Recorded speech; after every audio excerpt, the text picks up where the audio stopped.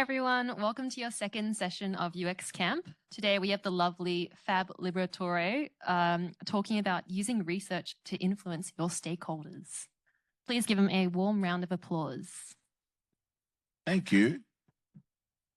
Thank you for voting me as well. I don't think I got that many clubs when I got married, but anyway. So yeah, guys, thank you so much for joining my talk today. This is my third talk now. Over the last 3 years at UXCamp, I'm still very, very nervous. So I do apologize in advance if, as I'm going along, I start to stutter a little bit as I'm talking or presenting. But I wanted to talk about something that's very near and dear to my heart, especially as a UX designer. But before I do that, I should formally introduce myself. Oh, sorry, I'll get the introductions out of the way first. I want to touch on today some of the key items on the agenda: why research matters in UX, the gap between insights and decisions, and really the focus today being influencing stakeholders with evidence. A bit about me. I am a user experience designer at Officeworks. There are a few of us floating around today, for those of you who probably weren't aware of that already. Something personal, I'm a father to a 2-year-old daughter. I've got another one on the way next month. Absolutely horrified right now. She's in her terrible 2s. My wife's very angry at the moment, and I'm trying to juggle sort of everything. But yeah, look, she's family's very important to me. We are big Hawthorn supporters for AFL people in the room. And just in regards to my actual career, I started as a graphic designer way back in the day, before transitioning into UI and now UX design. I've been a UX designer for probably about 10 years.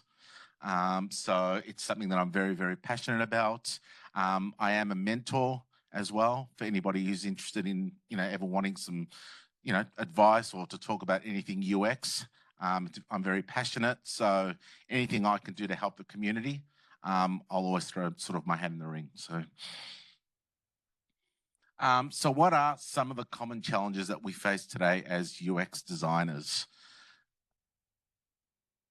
Show of hands as I'm going along, if anyone actually agrees with some, or you've been privy to some of the feedback, or I guess the comments that you're seeing in some of those sticky notes there. Anyone?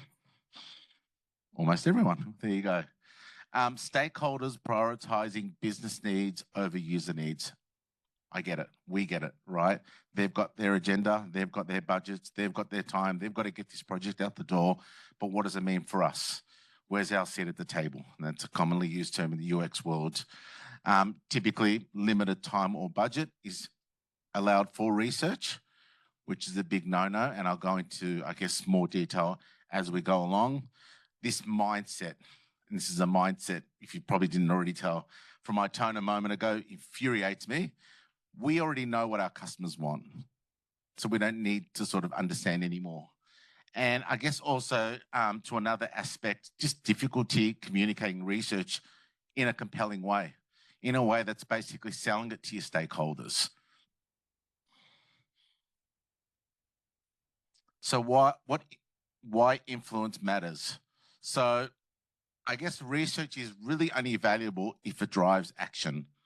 And that's something that you actually need to be an advocate for. I was in a talk a little bit earlier where it was sort of discussed around sort of preaching the value of doing things and why to better the business.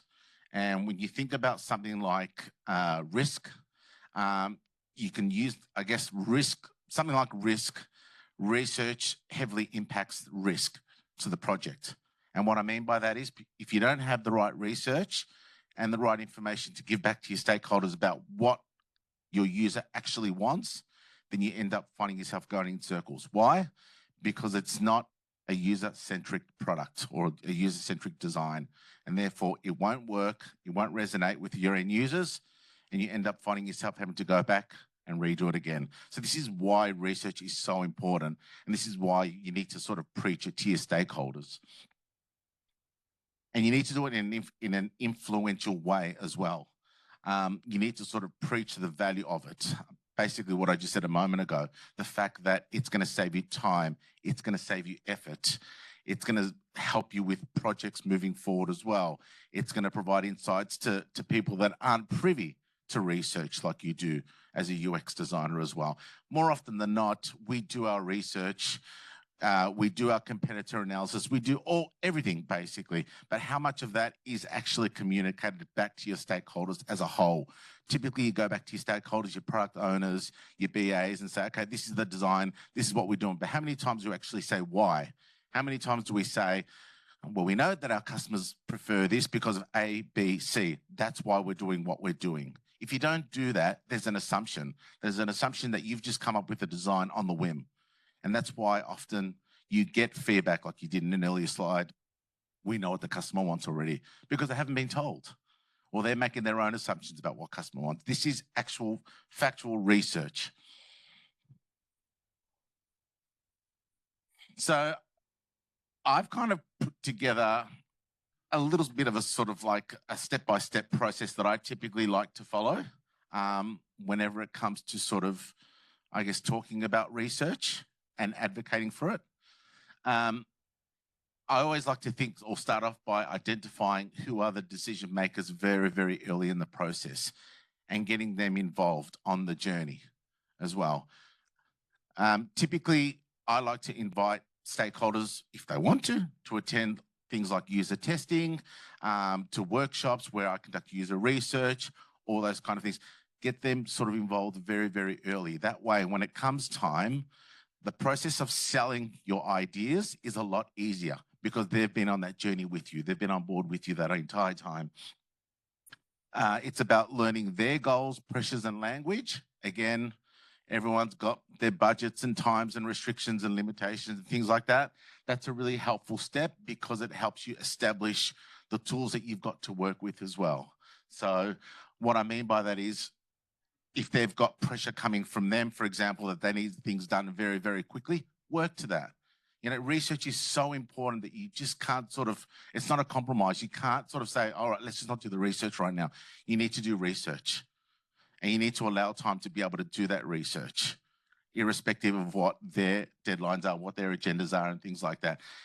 And I say language as well, because more often than not, we go to a lot of these meetings and we talk about research, but we do it in a way that's sort of not really approachable, very, very friendly, right? It's more just, we conducted 50 user tests, they told us this. No, we conducted 50 user tests, and what we actually identified throughout the whole process was, you know, our designers didn't like this, but they like this, and they resonated with this, but they didn't resonate with this. It's about putting a little bit of sort of oomph into the actual conversation as well, and speaking their language. Language can also be interpreted in the sense that, well, you know, if we do it this way, we know that our customers want to be able to do this. So if we do it this way, this is going to help us in the long term by achieving X, Y, Z, because we now know for the next project, we've got some research already there. That's going to help you guys moving forward as well. And then tailoring your approach for each group. So again, when you present research, you don't just present to one stakeholder. There's different groups, whether they're developers, whether they're BAs, whether they're whoever. It's really about sort of presenting the most factual and most relevant information to them. Choosing the right research. Align research methods with business questions. Keep studies lean and relevant. Balance qualitative and quantitative insights. I don't know why I'm reading this all to you. You can read it for yourself. But some of the most important points that I want to sort of, I guess, address on this particular slide is, most importantly, is balancing qualitative and quantitative. And again, there are variables in this, you know, time, effort, budget, those kind of things as well. So it's really important to sort of be able to determine what's going to work most for you at the time and for that project. Now, that being said, we're in a very, very fortunate position at Officeworks that we lend ourselves on feedback from a quantitative nature. We actively encourage customers to give us feedback. So that makes our job a little bit easier, because there might be one particular aspect of research that I'm wanting to find out about, but half the work's already done because this is what our customers are already telling us. I don't need to sort of engage with them any further. I can focus on something else. And that's when the qualitative would come in over the quantitative. Keep studies lean and relevant. Obviously, you don't want to go over the top too much with your research. Identify, what's most important and what you want to get out of your research based on the actual project and make it most relevant. And if there's an opportunity, if you've already got research that's already sitting there from the past as well, utilize that. We've got a great squad at Officeworks that do research all the time. I'm often sort of going to them and saying, hey, I remember you sort of worked on this project. Did you do any research about it? Because now I need some information about it. It's going to help me out as well. Storytelling with evidence. This is something I touched on a little bit earlier. Present findings as narratives, not data dumps. Sell the story. Sell your research to your stakeholders. Don't just go in there very bland and plain and dump them with a whole presentation full of data and charts and graphs and all this sort of thing as well. No, if there's something that really stands out, present that. I like to do that in terms of quotes, for example. If I'm talking to a bit of research about a project, I say, this one particular customer, out of all the customers that we identified that were telling us this, said this, and I'll put it up really big on the screen. And more often than not, I try and find, I guess, probably the funniest one that I can actually read. And they're usually ones that are the most disgruntled as well. Highlight pain points and opportunities. Sorry, use videos, clips, and journey maps. This is a really good opportunity also. You don't always want to sort of talk to your research and present it just as data on a screen. Videos help as well. You can take snippets from user testing videos that you did. They often work quite well as well. They also help paint the picture. Highlight pain points and opportunities, and link user stories back to business impact. So again, you kind of want to sort of use your research to identify the most common themes to come out of your user research that help you determine why you did what you did for your project, and linking it back to the impact of the actual business as well. So your user stories, linking them back.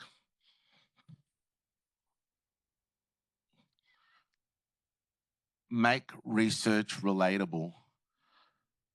I've touched on the first one, translate insights to stakeholder language, show how finance can correct revenue, efficiency, or risk. I've touched on these already. I don't know why the slide's coming up again, but I'll say it anyway. Yes, obviously, the ability to sort of sell the notion that your research is going to help the business in the long term as well, from an efficiency perspective. So making the right decisions now and not having to revisit your designs or your project later on. That comes with the risk. You're de-risking the situation as well, because chances are if you're getting it right the first time, you're moving on from that project. So you're not at risk in terms of having to sort of go back and ask for more money or more time to work on it and revisit it. Plain language, avoid jargon. I typically, when I do my research, if you probably can't already tell, I like to take a very friendly approach with my stakeholders. I don't use jargon words and things that people aren't going to understand, tech words and all those kind of things. I basically talk to them like I'm talking to, say, a friend of mine or something like that, because it just sort of sets the mood. It helps with trying to sell the story as well. The fact that, if we can be all on the same page and I'm not overwhelming them or confusing them, then they're more likely to sort of understand what I'm talking about. Collaboration, very, very big one here. Involve stakeholders in research planning, invite them to observe user testing sessions, run workshops, and influence grows when stakeholders feel ownership. So getting your stakeholders that are most important on board very, very early on is only going to better your chances with talking about research and why we did what we did, and helping sell the notion that obviously the research matters most and that we're not doing things on an assumption and on a whim. Further to this, also wanted to sort of mention that I often typically find myself, when I go down the path of involving stakeholders early, they preach it onto people that I would normally not speak to or preach research as well. And that helps heaps, especially if those people indirectly are working with another one of my team members, or if nothing else, they've got a better understanding about what our customers want, user-centric design. There's always going to be resistance all the time, every single time as well. We can do things a million times, everything that I've sort of spoken about today. There's always going to be resistance. There's always going to be someone that's still going to sort of, I guess, oppose or provide challenges. So you have to expect that. You're going to have to expect pushback. You're going to have to expect skepticism as well. And that's natural. It's just how you deal with it and how you handle it as well. And there are so many different ways you can actually, I guess, handle this situation as well. But most importantly, I would say that when that situation does arise, the most important thing is the fact that you always bring it back to what you do and why. That is about the user, user-centric design. So if you've got skepticism, if you've got pushback, always put it back to your customer. Well, we know that this is what our customer wants. This is why we've done the research, and this is what they've told us. We understand if there's pushback, work to the pushback. That pushback might mean de-scoping something. Okay, that's perfectly fine. But at least you can say with a degree of confidence that if there is any pushback on anything, that you've done the best that you can to advocate for the end user. Acknowledge business realities. Well, that's what I just spoke about a moment ago. In terms of things getting de-scoped with projects and things like that, our projects get de-scoped a lot, understandably, because the company has, the business has an agenda, they've got priorities, we ran out of time for whatever reason. I'm sure we're all used to this as UX designers. Acknowledge that, work with the tools that you've got.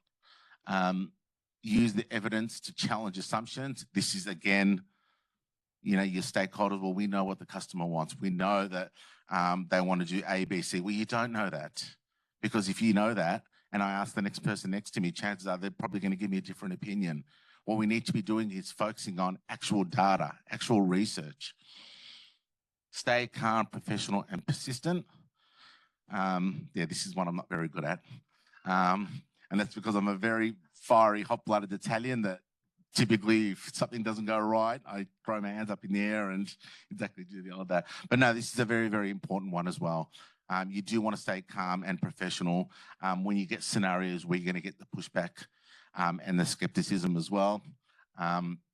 You kind of want to make sure that you bring it back to, again, what I've said 1,000 times today, the reason why you do what you do and the reason why you've conducted research in your role as well. So, yeah, that's an interesting one. I don't know why I put that one in there, but for you guys, it's a goal for you guys. It's definitely a goal for me. I'm going to get better at it. So, case study examples. This is another good way of, I guess, presenting information as well. Brief project context, the research methods that you've used, how it was communicated. These are all sort of things when you present your research to customers. This is how you went about it and why as well.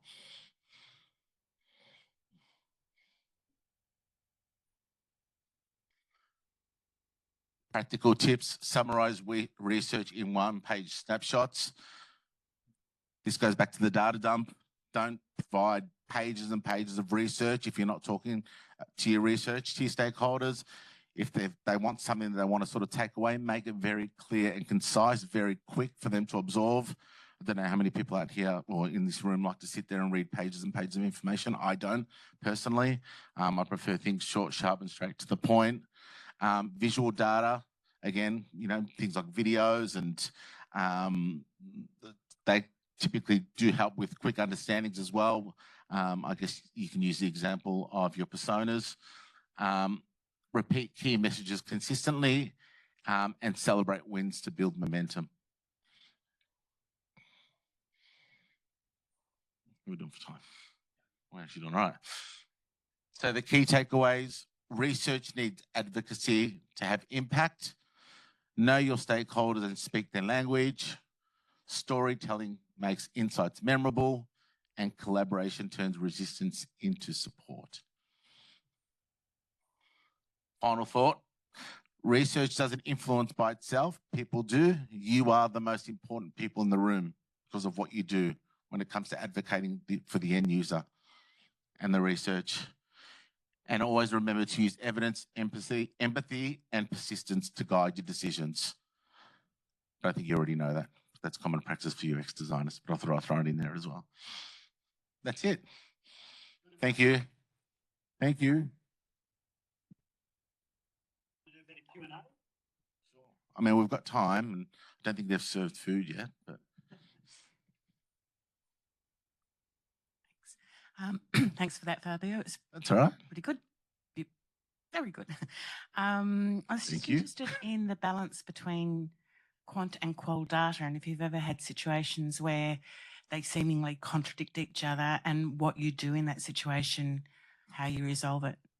100%, almost every time, right? So what I typically like to do is I like to start with quantitative data, and then I guess try and find a common pattern with that quantitative data and use the qualitative data to validate that as well. So that's how I would typically, I guess, take the approach of balancing between qualitative and quantitative.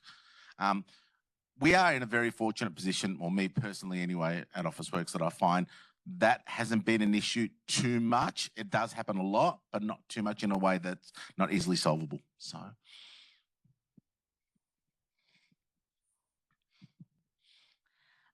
Just towards that slide with collaboration as an influence. Yeah. Any practical tips on mitigating influential stakeholders? So if you involve them into your project and they will start to derail everything because they have that weight and influence. Well, that's kind of why I sort of mentioned that you need to get them on board very, very early on. Because when you've got the luxury of time and you're able to do that, you're able to work with them collaboratively as well. So chances are, if they understand and they see what you're doing, they're less likely to, I guess, be too much opinionated or objective to anything that you're doing.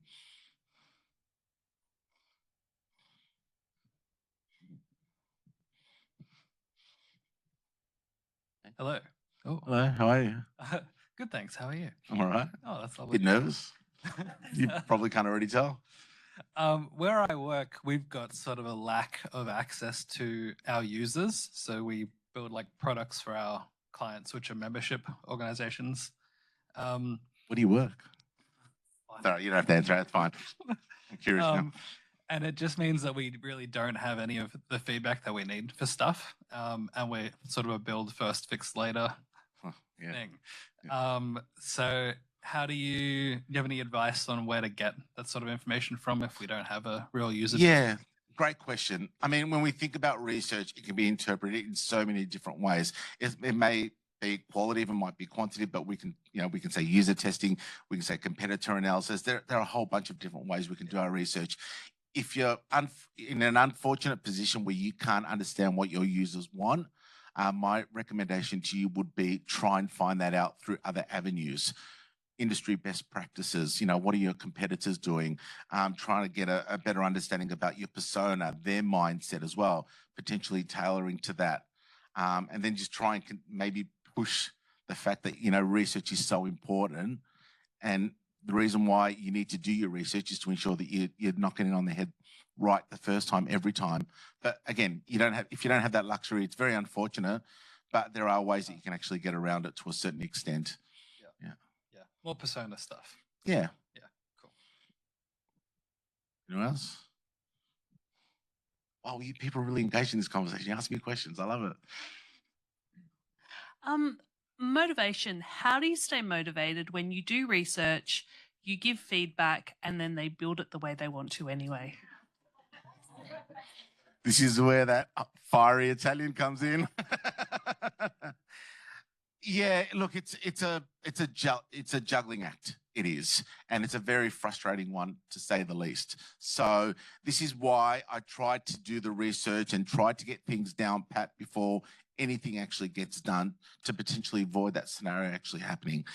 When it does happen, it's been done now, right? And this is when you need to sort of take the opportunity to, number one, sort of say, okay, why weren't we listened to?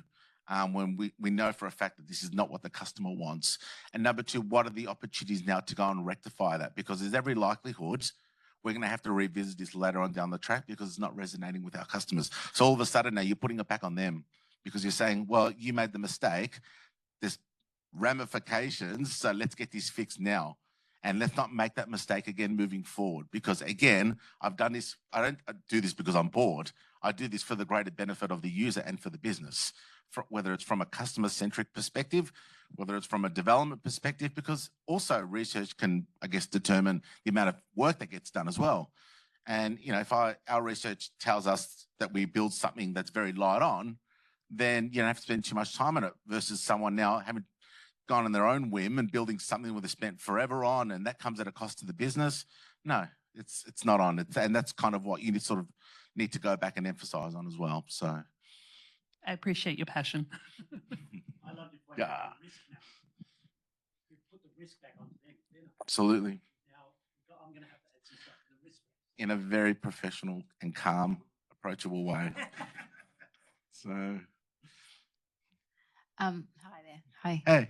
As an agency owner, how do you suggest convincing stakeholders to invest in user research when it's not something that's super common amongst business owners at their level? Like, how do you convince them to incorporate it, allow time and budget into the project?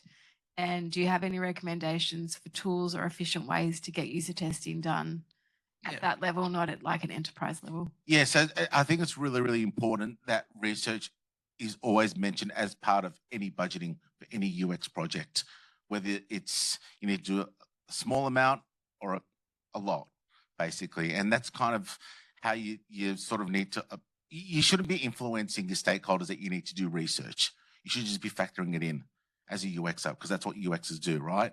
Anything we do requires some element of research that needs to be done, whether it's something quick and cheap and cheerful, right up to very detailed. So I would say factor that in to your project as well and mention that to your stakeholders. Say, listen, this project is going to take X amount of time. There is an element of research that needs to be done because it's important in order for us to make the decisions that we need to make as well.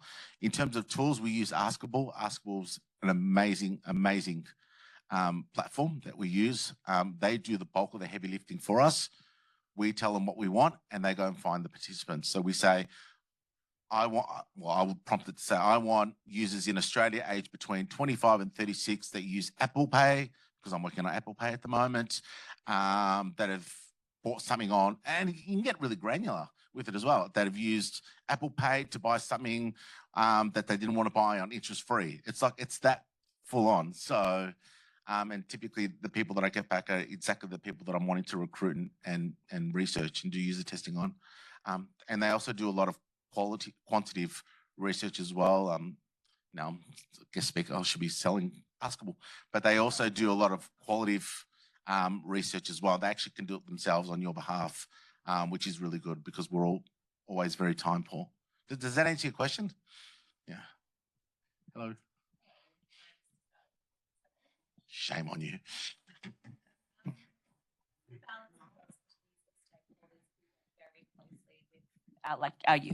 Thanks. How do you balance the expertise of stakeholders who work very closely with our users, but who are obviously not the users, and those stakeholders feel like they're enough to inform our user needs?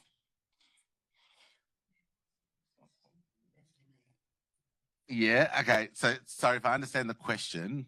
So repeat the question again, just so I'll give you the right answer. How do you balance the expertise of stakeholders who work very closely with our users and feel they're enough to inform user needs? How are they working with our users though? But they aren't the users. Oh. I work in health and, for example, service providers who feel like they can speak on behalf of our service users. Yeah. All right, it's about me here. No. And I think it's also senior stakeholders who have, for example, been service providers for decades and then come into the organisation at a national level and then have that like leadership oversight, and they'll have opinions and thoughts on what our service users need. Yeah, and then saying to them, but you're not the user, sorry. So what I guess what I would like to understand is, what do they know about the user and how is that relevant to what we're doing and why? Would be sort of the first thing that comes to mind as well. They might know the user, absolutely, to 100%, but that's why we do user testing, because we know the user ourselves. I know what a typical user looks like at Officeworks, but I don't know everything about them as well. And so if there's one particular aspect of this user that I want to know, there's every local, they don't know that. If they do, great, that's going to help me. If they don't, that's when I use the research to go and find out why and go back to them.